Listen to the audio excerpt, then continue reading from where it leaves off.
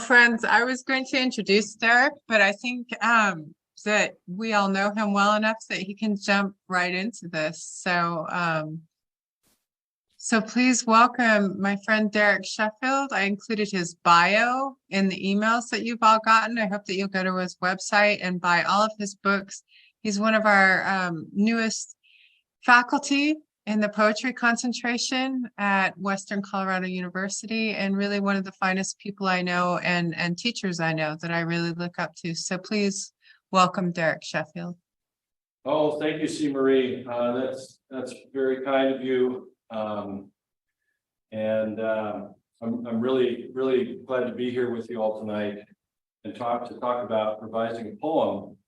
And what I want to do is start out by giving you a little peek at some goodies that I have for you. So all of you who are attending tonight, you're going to get a goodie basket after the class. You didn't know that, but it's true.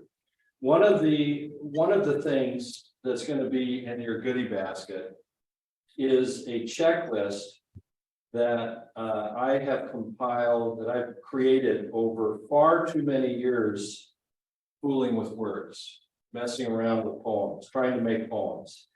And so this is one of the items in your goodie basket. Now, I'm going to put that aside here. And I have a class meeting tomorrow, and one of their assignments, this is a poetry workshop for Orion Magazine, and one or two of you, or three or four of you actually tonight are in it. So I hope that your memorizations have been going well. One of their assignments was to find a poem and commit it to memory, and tomorrow be able to recite it to the group from memory, either by closing their eyes or more dramatically with a blindfold. I was going to put this thing on my face, but I think I'm just going to close my eyes because I look really silly with this on here. I didn't bring a proper blindfold. But what I want to do to get us going is in a minute here, I'm going to say this poem by Robert Hayden from memory. And then we're going to take a look at an earlier draft of this poem and talk about some of the changes that Hayden made as he revised this poem, which I think is one of the greatest poems in the language. It's the poem I first fell in love with when I was a teenager and in a sophomore English class, and this was in our anthology. I think it was called Sound and Sense. And I love that I still love this poem. This poem for me is like the first kiss, if that makes any sense. And then we're going to do the same thing with a poem by William Stafford, a little poem called Ask Me. We're going to look at the final version of that briefly, and then scrutinize a penultimate draft and talk about notice some of the changes that he made and talk about why. And as you'll hear and be able to put together later, the changes that these two poets made pertain to different items on my checklist. The other things, I came over prepared. So I also have one of my poems to share with you, and then a poem from Ellen Bass, my friend who joined us in my Orion class recently, and really was a hoot. But she and I actually, I'm just going to put those in your goodie basket because she and I have both written out a 2 or 3 page explanation of the changes that we made in different poems. In hers, it's a poem called Waiting for Rain, which is a fantastic eco poem. I know we have some nature writers joining us from Laura Pritchett's class. Hi, Laura. Thanks for bringing your students here. It's nice to kind of imagine seeing you on the other end of that lens. And then the poem of mine is called Ornithology 101. And Ellen and I both give you an earlier draft of the poems and then talk about the changes that we made and why we made them. So those are a couple other things that are going in your goodie basket. And Ellen even color coded hers. So it's very, very exciting. I was very happy that she did this for us. So let me see if I can say this poem, okay? You guys can check me. I'm going to step up here so I can't see anything, right? So, and there's nothing on the screen here. I'll close my eyes anyway, just to make sure. Can you see me okay? Okay, I bet you can. Those winter Sundays. Sundays too, my father got up early and put his clothes on in the blue-black cold. Then, with cracked hands that ached from labor in the weekday weather, made bank fires blaze. No one ever thanked him. I'd wake and hear the cold splintering, breaking. When the rooms were warm, he'd call, and slowly I would rise and dress, fearing the chronic angers of that house, speaking indifferently to him who had driven out the cold and polished my good shoes as well. Hold it, did I mess up? Let me go back. This is something you can do in my class tomorrow too. Let me go back. I'd wake and hear the cold splintering breaking. When the rooms were warm, he'd call, and slowly I would rise and dress, fearing the chronic angers of that house. Oh, I think I had it. I think I got it. Speaking indifferently to him who had driven out the cold and polished my good shoes. Hey. Why'd you knock on my door? Well, I was gonna come in and then I realized I'm trying to like participate in this workshop, but I think. Hey, you're not muted. Hello? Who was that? Anyway, so can you make sure you're muted? Let me see if I can finish this. What did I know? What did I know of love's austere and lonely offices? I think I got it. Yeah, I got it. Okay. So everybody's muted now? All right.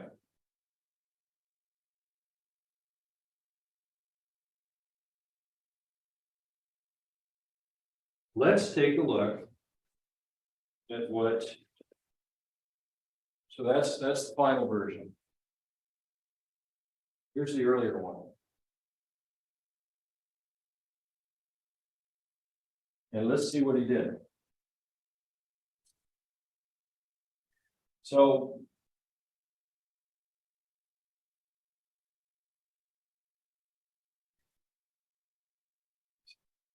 put his clothes on in the stiffening cold. Okay? Stiffening's not bad. Not bad at all. But it sure is not blue-black.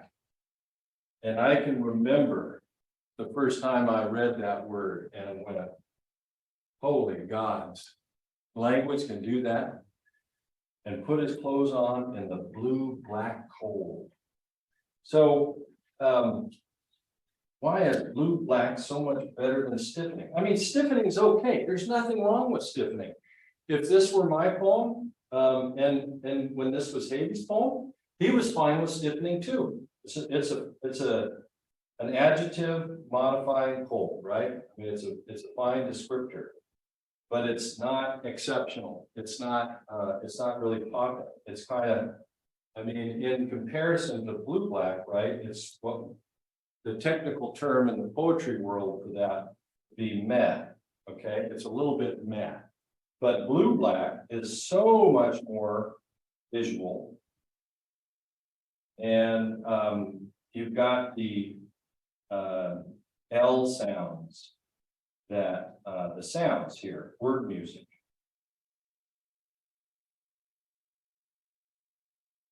So one of the things he's doing is he's revising for word music, how to keep this thing singing. And stiffening does not sing the way blue black does. You could go on and say more about how it scans. You could go on and talk about the fact that Robert Hayden is a Black American, and you can talk about the blues and how I mean, you could write a whole dissertation on this poem in that regard. But what's most primary for me is how this is a much more visual descriptor, and that it sings more. And if you can, and just always scrutinize those adjectives. I mean, first of all, be very sparing with, I mean, you know, actually, precise adjectives can do marvelous work. I don't want to say don't use adjectives. That's crazy speak. That's crazy talk. Don't say that, Sheffield. But do scrutinize those descriptors and make sure they're as precise as they can be, as in this case. And then let's look at the next line. So he goes on and put his clothes on in the blue-black cold, and then with hands cracked and aching. Okay, hands cracked and aching. Well, so we had a discussion in my class recently about gerunds, and I would expand that to just any words, any verbs ending in the ing form. Scrutinize those very carefully. They can do good work, but usually you're better off if you can change the form as Hayden did here. And because it feels like to us as the writer that, oh, this is communicating that, you know, they're still aching, or it's going as a process of ache or something like that. But I don't know, it doesn't really do it always for the reader. And so so it looks like Hayden agrees that that we should be suspect of those ing endings, and maybe change them if we can. Of course, the other thing about this change is that 8 really pops with made and day and blaze much better than aching does. I mean, aching and made, I mean, it's still kind of there, but ached and made, it's just sharper, it's cleaner, right? And then the other thing, then with cracked hands that ached, then with hands cracked. So what he did here is he played with the syntax a little bit, changed the word order. And he took this word out here, so he tightened it. So let's see. So once again, he's thinking about the word music. And then here too, poems need to be concise. That's one of the differences between poetry and prose. I'm sure Laura and I could have a long discussion about this. I mean, you know, in the end, the differences really all break down at some point, depending on what kind of prose you're talking about. But in general, poems tend to be more concise and distill a distilled essence of something. And that's part of how they achieve their unique power. So we omit just one word there. Then with cracked hands cracked and aching, cracked hands. You like that sound better? Just playing around with the syntax. Then we go down to the next stanza, and we see that it's pretty much the same, except I wake and hear the cold splintering. He brings up breaking here. Why does he do that? Well, nobody can say why for sure. because, you know, we're not time travelers and we're not mind readers.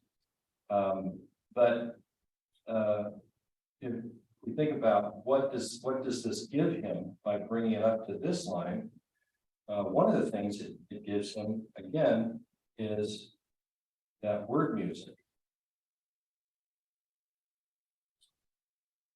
Okay, and so you've got ate, made, breaking, weekday, banked.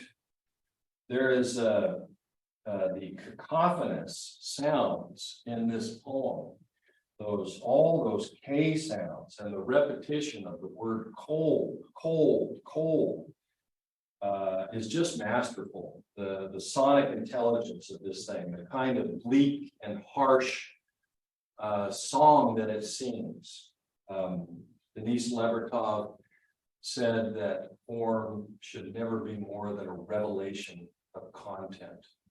And that's the kind of thing that she's talking about.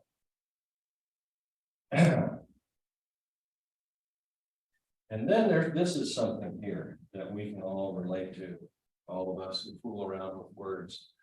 Wake and hear the cold splintering breaking and smell the trellis blooming of the velvet heat. Now that is a beautiful line and a half. And smell the trellis blooming of the velvet heat. Are you kidding me?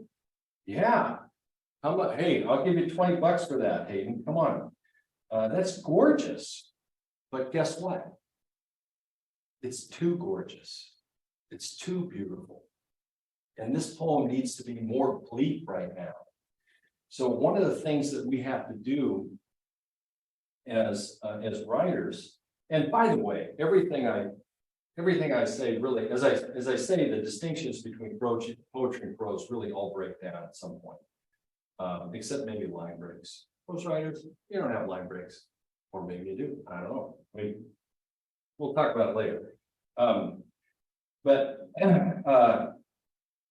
But you know, sometimes, I mean, we're balancing, you know, trying to write a poem or good piece, just trying to write a good anything.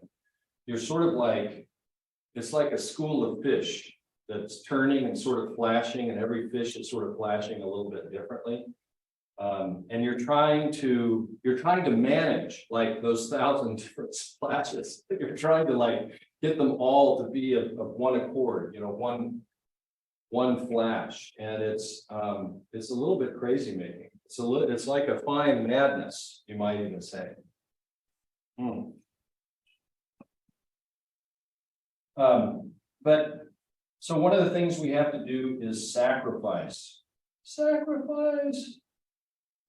these gorgeous lines that we come up with. And if it makes you feel better, you can have a file on your computer somewhere that says, you know, sacrifices, or, you know, I don't know, sacrificial phrases. You can think of something, and, you know, cut and paste, get it out of there. Again, because tonally, so this is a sacrifice, and he's sacrificing it because the tone is wrong. This is one of the things we're managing. We're balancing the, as Eamon Brennan says, the data and the rapture. AKA showing or telling, AKA in Barry Lopez's terms, proposing versus imposing. We're balancing that, and then we're also balancing tone. We're trying to you know, keep a consistent tone, and that's just too beautiful, man. That belongs, like, put that in a love sonnet or something. But if you go back to he realized that, and he realized that the poem needed to be colder and bleaker here, and so he sacrificed that. So, and then he says, sighing, just slowly I would rise and rest, dreading the comment. So he says here, this becomes fearing. you know, I think it's I like fearing the chronic angers of that house because it's a little bit. So one of the other things is we're doing is we're managing the levels of specificity. Like there are general details and there are specific details, and there's a whole spectrum between the two of them. And so dreading is kind of like a little bit more of a specific kind of fear, and it has different connotations too. And it's maybe he was like, yeah, that's too much of like a cliche teenager that I was, dreading, you know, getting ready for school or whatever. Fearing is a little bit more general and has different connotations, different flavors to it. And then took that out there too. And there too, it's just maybe dreading is a little bit, we talked about that. Dreading my father's kindness most of all. Now, this is important because a lot of times when we're making our poems and our proses, that's a word, isn't it? Proses. We're making our proses. We're writing our stories and our essays. We want to make sure that our readers really get the point. And so, you know, one of the things he did in this earlier draft is he wanted to make sure that we really got the paradox here, and the paradox right here, that he dreaded his father's kindness most of all. What do you mean? What do you mean? You know, that. And so this is telling us, right? This is telling. This is like driving the message home, and that word there too. Those austere and rich and lonely opposites. He wanted to make sure. Do you see the paradox here? And then, fortunately, he realized that that was too directive, that was too imposing, and he cut that. And so the paradox is understated, beautifully understated. I think that's one of the things about the poem that I admire so much, is how incredibly understated it is.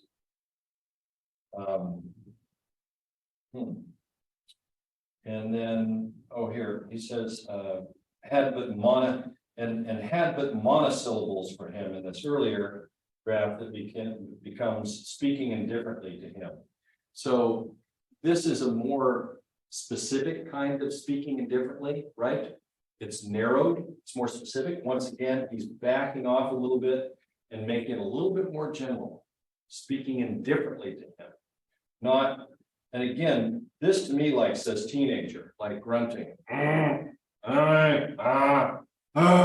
Or like I got a teen daughter right now. Right? Okay, honey. Yes, you're 17. Yeah, thank you. So, you know, he so more specific here, backs it up to something a little bit more general with speaking indifferently. And then the paradox, of course, is shown. Jeez, I can't believe I just said showed. I'm an English professor. Don't tell anybody that. Polished my good shoes as well. And driven out the cold. So that's where the paradox is shown beautifully, and we get to see the sun in this remembrance, this narrative. Kind of, it's a form that blends the narrative in a lyric, I think, sort of a little bit of both, and it shows that paradox so beautifully. And then the other problem with rich here, oh no, let's go back here. Who driven out the cold, is who had driven out the cold, who had as well. So here, this is tightening. Just make it more concise. Who driven out the cold, who had as well polished my good shoes, becomes who had driven out the cold and polished my good shoes. He's able to say that in like 2 or 3 words less. So you're revising toward concision. Cut out the dead wood, trim, dead word too. Trim the fat. Think of a poem as a distilled essence of something. It's a kind of special energy. We were talking about energy the other day with Arthur C. And he's got me thinking about going back and thinking about some of the things that Theodore Redke had to share about every line being an increment of energy. So he tightens that line, and then the other problem with rich here is it was the wrong sound. What we need here is o,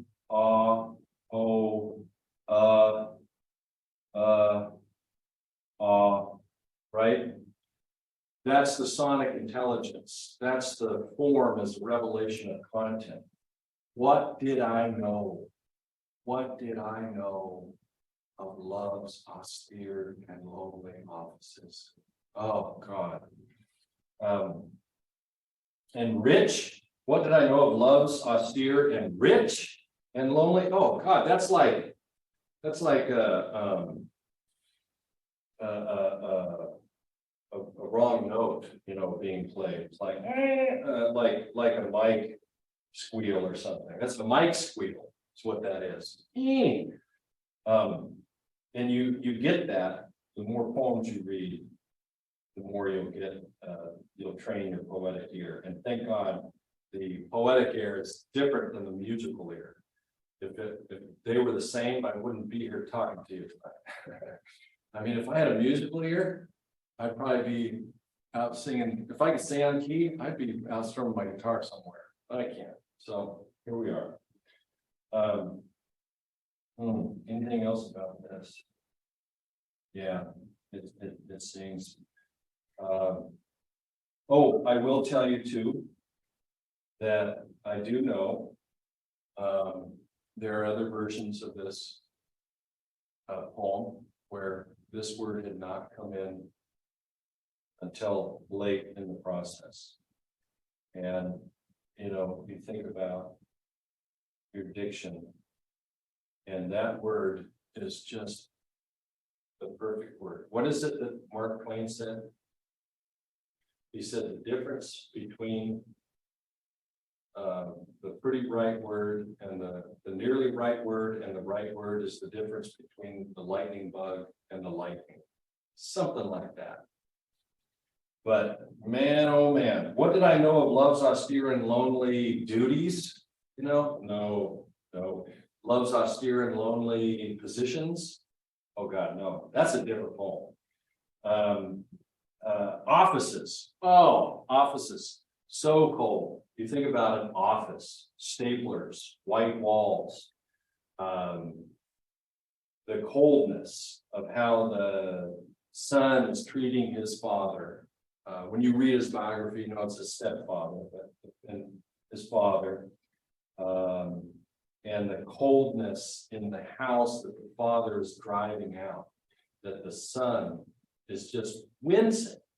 That this is like saying, what the? Can I say that, Tyson? This is really beating the drum. What did I know? He's really beating himself up here. What did I know of love's austere and lonely offices? And in retrospect, empathizing with his father. Yeah, so cold. How many times do we get cold? Cold. The trellis blooming of the velvet heat, way too warm, way too hot. Put that in the love sonnet, but the cold and the bleak and the polished shoes. Oh yeah. The irony of the father being treated coldly as he's driving out the literal cold, the temperature cold.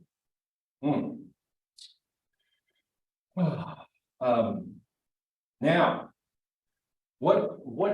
so one of the things I wanted to tell you is what I have started doing over the years. My system here is when I'm working on a poem like this, what I do is I copy this version And then I paste it right down here, and I paste it right down here. And then you just keep doing that. I just keep doing it, keep it all in one file. And so I'll have like a poem is one file, and then there'll be like 40 pages of drafts where I'm tinkering. And in some of the drafts, I've just changed one word, and that is important, because one of the things to worry about is what can happen, and probably this has happened to you too, where you've revised the heart out of a poem, and the initial impulse, and the heart, and the spontaneous overflow of powerful emotion that sent you to the page has been worked out of the poem. Perhaps sometimes it's because we get so clever. Oh, how clever we are. And we start focusing too much on the language, and we forget about the heart, and it gets written out of it. Well, sometimes that can happen, and you can always, so it's a time machine, right? You can always go back and look at those. And that has happened to me. Sometimes I've gone back and like, oh yeah, that was the one, that was the draft. Somehow I got going wrong here. Maybe I was revising at the wrong time of day or something like that. Okay. Now, before we turn to looking at William Stafford's poem, I want to pause for a second and ask you, I'm going to take a look at the chat, poetic license. I put my leftover sacrifices in the freezer. Awesome. Yes, between lightning bug and lightning bolt. Yes. Scraps, okay. We're writing flash, so concision, flash fiction. I love flash fiction, Laura. That's perfect timing. So any questions for me before we turn to Stafford's poem? Just a quick breather. Oh, Cheryl, go for it. Hey, Derek. Could you speak a little bit to why splintering and breaking work in the gerund forms? And I get why aching didn't, but I'd love to hear your thoughts on the other two. Well, that's a good question. I was hoping someone wasn't going to ask it, because I saw that too when I was going through there. And, the fact is that everything we say, like not to do, you can do it. Like one of my students in the Orion class said, I heard about that. Don't use gerunds. I wrote a poem with all gerunds in it. So there. And you can look at, really good. I mean, sometimes it works and sometimes it doesn't. I would just say it isn't an absolute. I mean, sometimes, yeah, they work fine. But when you can, like, I think it's just easier to make this into an ED form and drop the ing there than here. I'd wake and hear that the cold had broke or something. Yeah, I mean, then you lose the sound. Yeah, but that's an astute question. Oh yeah, we got someone else raise a hand. Go for it. No? Yeah, I was really I had never noticed the way that it's 5 and then 4 and then 5.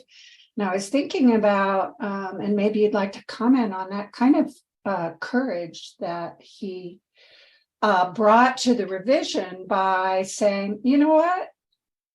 I have to cut that line out and I'm not going to add more. I'm looking at the middle stanza, which is now 4, and that whole thing where, I don't write in form very often, but sometimes I think I will. And then I'm like, wow, I'm just going to have 4 lines there. And I just thought it was amazing. And I wondered your thought about that. And I had another thing that amazed me too. That was, I was thinking about the what did I know? What did I know? Also a courageous move, right? Because you were talking about trimming and we love that. And all that trimming was so good. So how did he get to that? Do you guess that it was worth that space? What did I know? What did I know? that I feel so poignantly, but I thought you could speak to both those things a little bit. Yeah, you bet. I'll take the last one first. And I think that, you know, he earns that by cutting away these other lines that are trying in a less effective way to communicate that. And, you know, he remembers that that poems are an oral art form, and he resorts to the singing, and it works beautifully because the sounds are right. What did I know? What did I know? But you're right, it is it's a big move, and it takes courage to do that.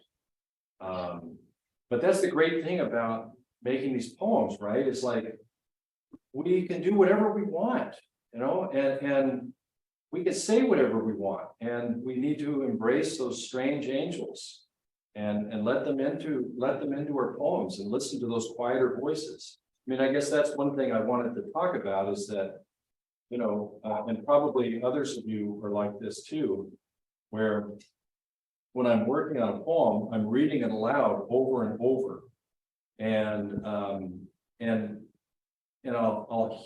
listening to the quieter voices in myself say there's something not right here. Unfortunately, those voices are not very often specific. They're maddeningly unspecific. And I got to kind of figure out what it is, what's wrong here by sort of trial and error, right? You know, reading it aloud is important, and then being able to listen to those quieter voices in yourself. Those voices come from, I mean, listen, when I was 16, I first started writing poems not long after I read those Winter Sundays.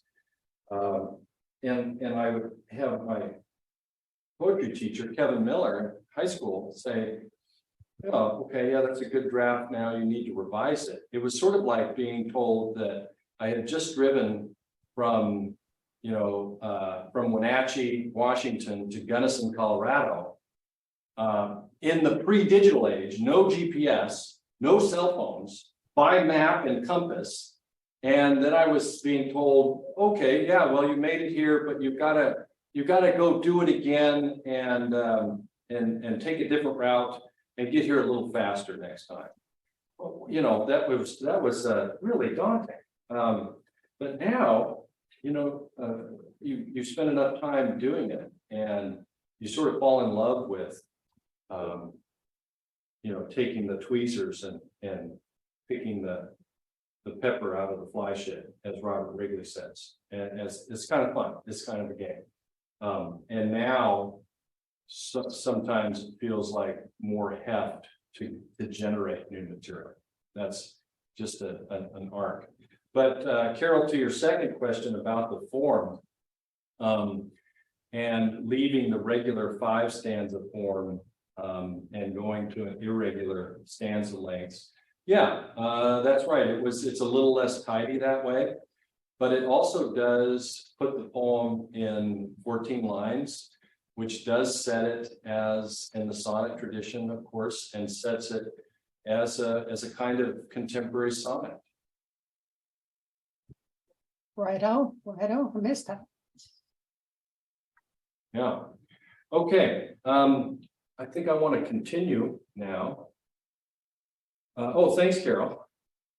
All right. Let's continue. Let's get to some Stafford, and then we'll have room to chat more. Okay. Okay.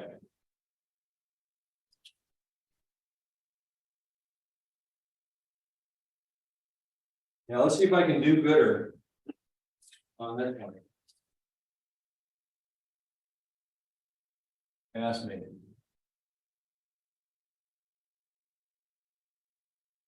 And so maybe this means I don't have to recite my poem, Jarrett and Pam and Annie, and I don't know, there may be some others of you here. Maybe I don't have to recite my poem tomorrow for class because I did it today. Okay, here we go. Ask me. sometime when the river is ice, ask me mistakes I've made. Ask me whether what I've done is my life. Others have come in their slow way into my thought. And some have tried to help or to hurt. Ask me what difference their strongest love or hate has made. I will listen to what you say. You and I can turn and look at the silent river and wait. We know the current is there, hidden. There are comings and goings from miles away that hold the stillness exactly before us. What the river says, that is what I say.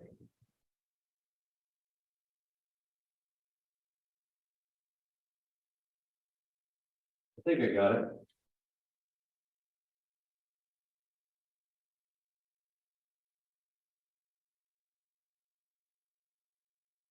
So let's take a peek at some of these changes that he made. Stafford, Maine, working on this poem. And first off, one of the things we're doing is in prose and in poetry, again, in all writing, we're managing pace. And he wanted to have a little bit more giddy up there sometime when the river is ice, ask me.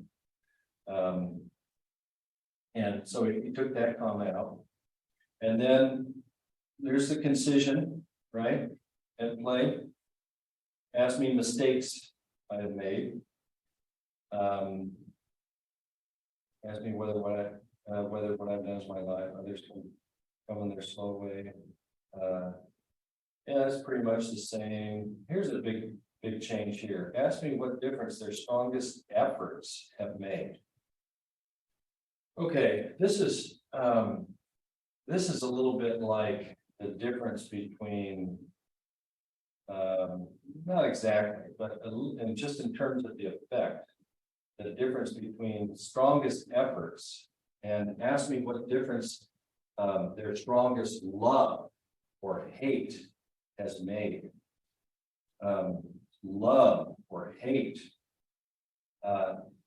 These words raise the stakes for me and specify strongest efforts. This, again, the technical term for this is that. Yeah, I mean, okay, it's okay. Before I worked on an MFA program, I would have been fine with that. It's okay. It works okay. But let's raise the stakes. Let's amplify it. Let's torque it a little bit. The strongest love or hate has made. And then another big change here, of course, is the stanza break.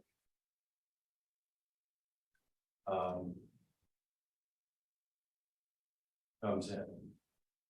And I think this is a really important change because, again, going back to Denise Levertov's comment about form being a revelation of content, you look and you've got, what do we got? We got a 7 and a 7. And we've got the first stanza that focuses mostly on the speaker and things that have happened in the speaker's life. A little bit of the river in there. And then these things, this one turns the attention mostly on the imagery of the river, right?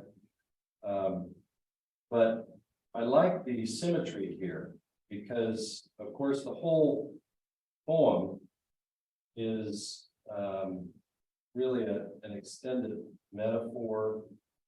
The river is the speaker, right? Another way to think about this is that how the river is That is how I am. In other words, listen, you know, you can look at this frozen over river. And you can look at my life and the things that I've done.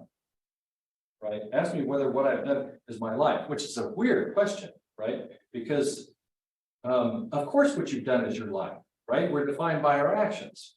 Well, yes and no. And you can look at a frozen over river and say, well, yeah, I can see the river right there. But well, no, you really can't, because you're just seeing the frozen over surface. It's still, but going on under that iced over surface is this beautiful current always flowing along.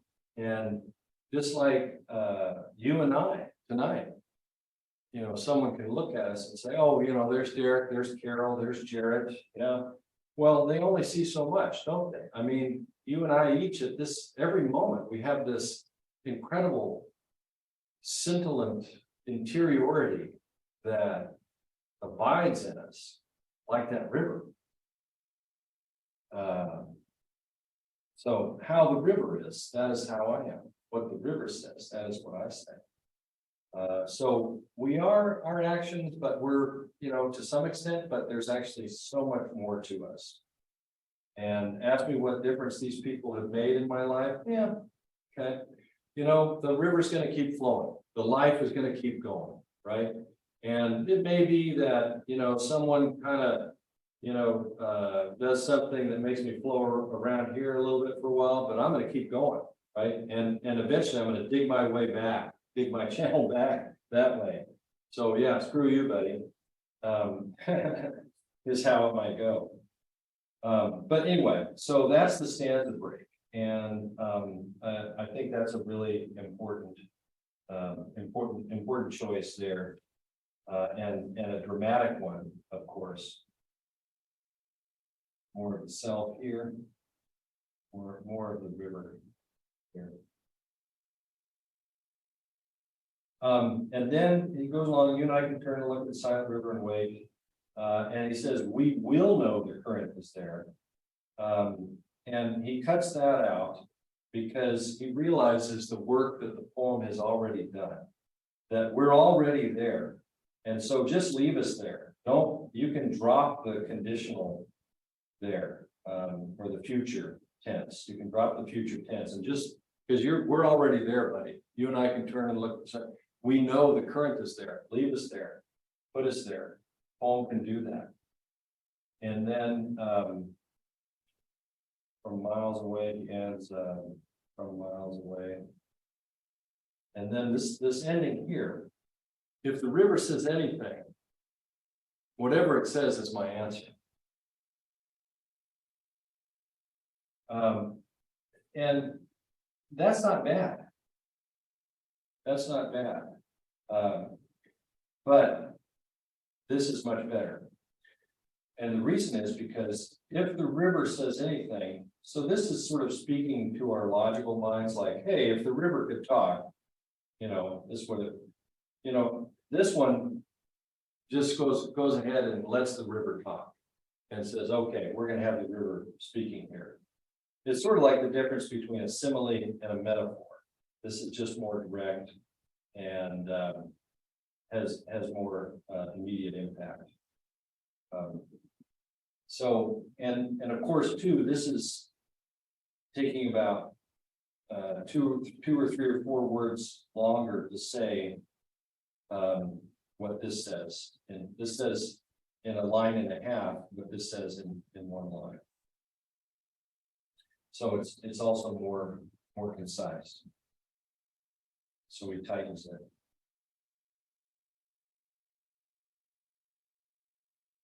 Again, that concision.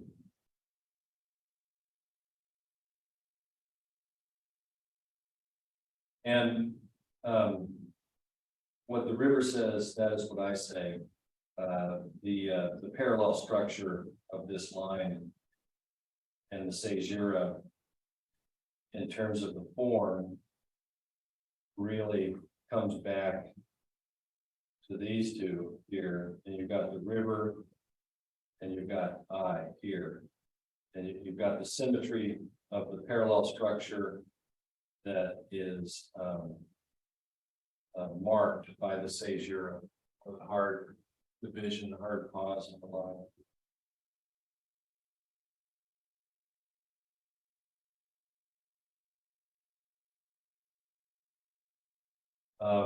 And then let's see here. 1, 2, 3, 4, 5, 6, 7, 8, 9, 10, 11, 12, 13. So he also pushed in. So he whereas Hayden trimmed his to make it a sonnet. Stafford adds a line. So he makes it a little narrower here. The lines are a little longer here. He narrows it a little bit to get out that extra line. And so this one also then could qualify as a contemporary sonnet. And of course, it has a turn between, not in the traditional place where the fulcrum normally is between an octave and a sestet in the Italian sonnet. But the turn between the 2 7-line stanzas. So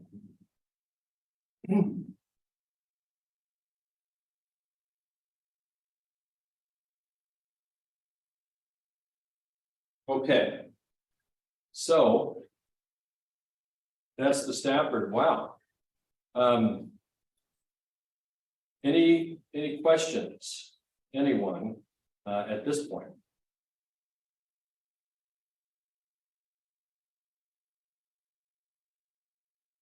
Okay.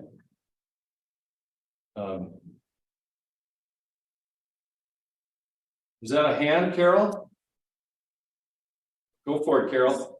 Yeah, I just love both of your examples so much because I'm also seeing in both of them, it seems that through revision, they became more clear about what the heart of the poem was. The way in the early Stafford, the conditional that you drew out there, that if the river, it's like, I don't know, but he's like, what it said. Both of your examples are so good because they show revision not just making something more beautiful, but I feel like they deepened their thought of what they understood about the heart of their poem. So thank you so much. These are really beautiful examples. Thanks. Oh, good. Well, thank you, Carol. That's kind of you to say. Yeah. And I was thinking too, listening to you, one of the things we've been talking a little bit about in class is, poems should freshen the world for us. One of the essential works that poetry does is freshen the world, is in R.P. Blackmer's terms, expand our stock of available reality. I mean, at least in my approach to poetry, which is an approach that acknowledges what's signified by the signifiers. I don't ever. I mean, I know that it's words in the end, but you know what? They're the best things we have. They're the best attachments that we have to the world. And I haven't come across a better one yet. So to defamiliarize the language, isn't this a weird funny way to say it? Sometime when the river is ice, ask me, like instead of saying, like if I were starting to write this out, it's like I might say, sometime when the river is frozen over, that's what we would typically say. But just tweaking that diction a little bit kind of freshens it and like makes me perk up a little bit. Sometime when the river is ice. Oh, okay, frozen over. Yeah, okay, interesting. Yeah. Anyone else?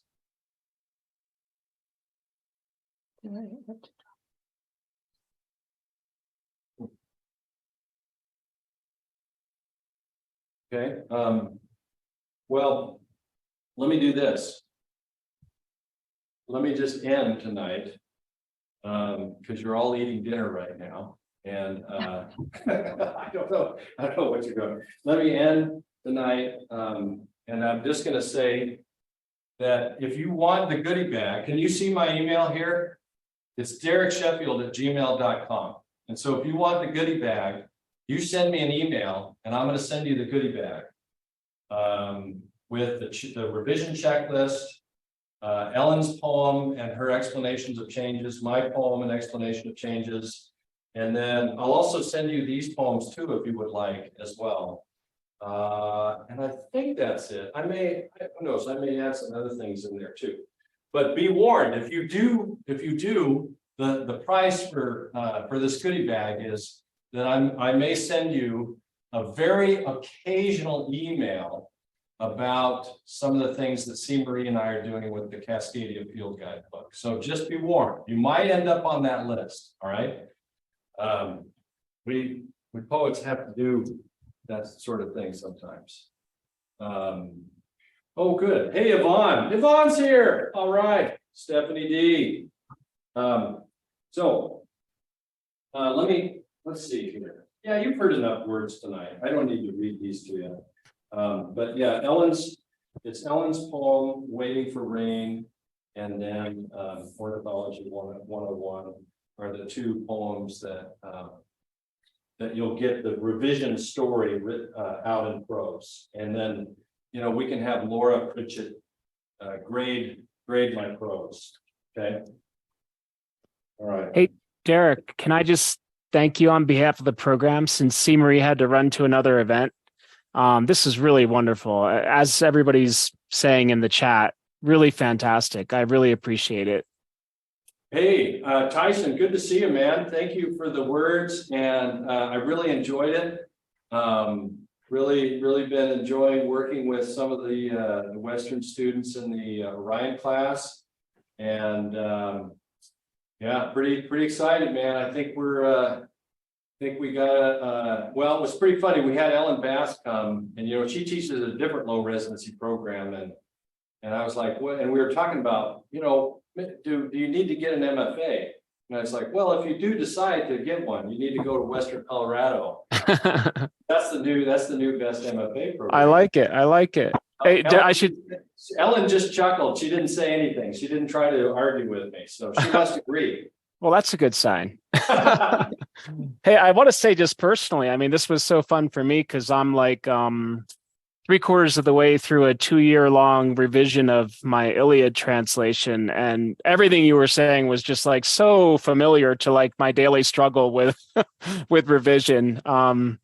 Especially just well, you didn't really get to this because you were looking at short poems, but in longer poems, you have to kind of have different revision processes going on where sometimes you're really doing a sort of micro-focused line by line kind of revision, making sure that each line has a tight rhythm and, good word choice and everything. But then other times you need to kind of revise with the bigger view in mind and really capture the flow. Like, is this whole passage flowing well?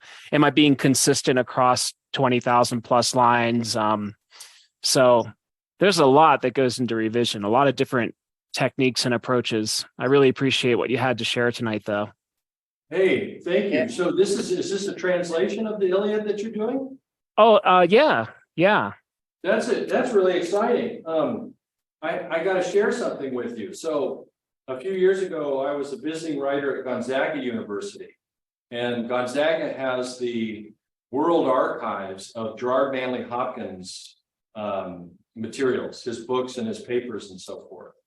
And I got to hold Gerard Manley Hopkins's copy of the Iliad that in Latin that he had read with his annotations on it. Wow. You were at the wellspring of sprung poetics. I was staring out from the inscape, man. Wow. Wow, but his own copy. That's really cool. I would love to see. I had no idea. That sounds great. I know. I tried to smuggle it out, but the warning thing went on. So, those nice try. Those Jesuits, they don't trust anybody. I mean, come on. I've heard that about them. All right, Hey, man. Derek. Hey, Derek, I have two questions for you, actually, if you have time. Hey, buddy. So Sure. one's kind of ethereal. I'm wondering, like when do you know a poem is done? And then the other question kind of plays off of Tyson's is when you're doing these revisions, are you going to revise a poem differently for like a book? Like maybe in a different way than you would for poems that you were sending out to be published on their own? So to your first question, some smarty pants at one point said, poems are never finished, they're merely abandoned. But how I know it's done is when I read through it and I don't hear any winces from those quieter voices. When I read through it and there's nothing, there's no false notes in there, that I can hear anyway. I mean, that's what I love about Hayden and Stafford's poems is I don't hear any false notes. They feel like perfect poems to me. So that's when I know when it's done. And then your second question is, listen, man, when you go and you are revising those poems, yes. So you're revising them now, and there's no imminent book. Man, when you've got that book imminent and you start looking at those poems again, oh boy, that's so exciting. You're going to see them in a different light, and it's going to be a little scary because there's this sense of permanence, and you're like, okay, this is the last chance here, and it's such an experience of growth. It's such a beautiful time of growth. I mean, before that, when you're working on your thesis, you have that too. When you're working on your thesis, you really should be thinking about that as a book, and not just to earn your degree, to earn your MFA, but be thinking of it as a book. I mean, it's sort of like when I think I was telling you guys this the other day, when I go to like I'm going to send a poem to a friend, like, hey, can you take a look at this? Let me know what you think. And I copy it and I paste it, and even just the sense of an audience that I have in the email I'm about to send, I look through the email again and I'm like, oh dang, no, I'm changing that line and I'm changing that line. So your sense of audience and your sense of the poem going out into the world is something to really yoke and be aware of and try to get the maximum effect that you can out of. Okay. I think I also I've never put together a book that really was whole, Derek, and Jared, to your question, because I am now working on something like that, and I feel like sending them out individually, the way they refer to each other, won't work. I really feel like I'll have to make changes for sending them out individually, because Yes. they're so braided now. And it'd be great if you could speak to that as well. If You you mean want. changes? So your poems are so braided now that you're saying you have to make changes to them to send them out individually?